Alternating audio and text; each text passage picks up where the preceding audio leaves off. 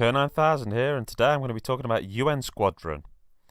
Now, UN Squadron is a side-scrolling shooting game which came out in arcades in 1989.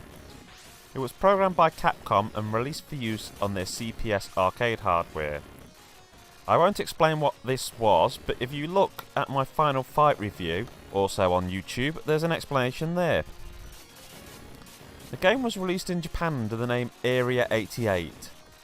And the same name was used for the Super Famicom, Japanese version of this game on the SNES.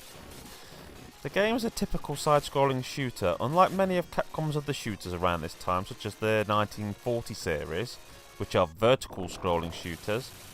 It was based on a manga series, Area 88, which never really came to these shores. The game has a nice intro which explains the rough idea behind the story, however. Unlike some shooters which are one hit and you're dead, this game's a little different. If you're hit, then your plane's damaged, but if you can keep it safe from harm for a little while, then you'll be fine. This actually adds to the excitement. You'll find yourself going, okay, I've got to keep away from the enemies, as you keep trying to dodge incoming fire and hold on. When you manage it, you'll thump the air in triumph, and when you'll fail, you'll curse yourself for not having quick enough reflexes. But the main thing is, it always feels like any failures are down to your own lack of skills. Before starting a level, you get the option of purchasing special weapons or added defense options from the shop. As you shoot down enemies, you gain cash, and at the end of the level you're on, any special weapons you purchased and did not use get converted back into funds and re-added to your cash reserve. This is a great little addition, as once you get better at the early levels, you can try to challenge yourself with the added benefit of an easier time in later missions by trying to complete the earlier ones on a strict budget, allowing you to hold back enough money to kit your plane out with lots of special weapons for later missions. If you're a big fan of Capcom, then the SNES was definitely the machine for you to get your arcade fix on back in the day. If you've read my Final Fight review, then you might be asking, well, if things were dropped from Final Fight on the SNES compared to the arcade version, what's been dropped here? Well, the SNES version is not an exact replica of the coin-up. Yes, it's a port, and this port does have certain things missing. And disappointingly, yes, once again, one of these missing things is a two-player mode. Some of the game's levels are different or modified from the arcade version, but it's not always in a bad way.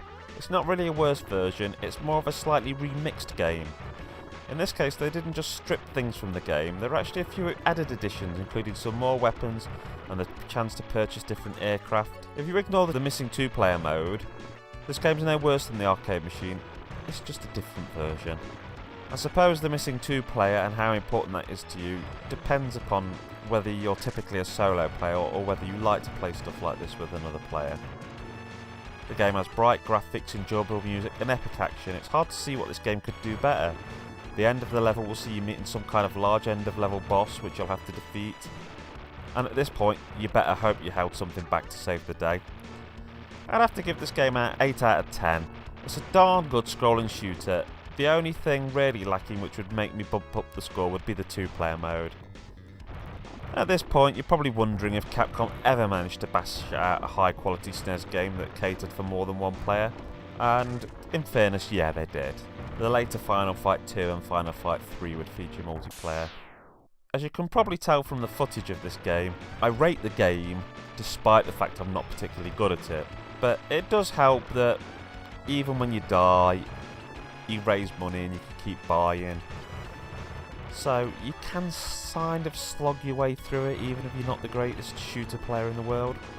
Okay, so if you want to try this game, you'll most likely be paying about £15 minimum for a cart of it.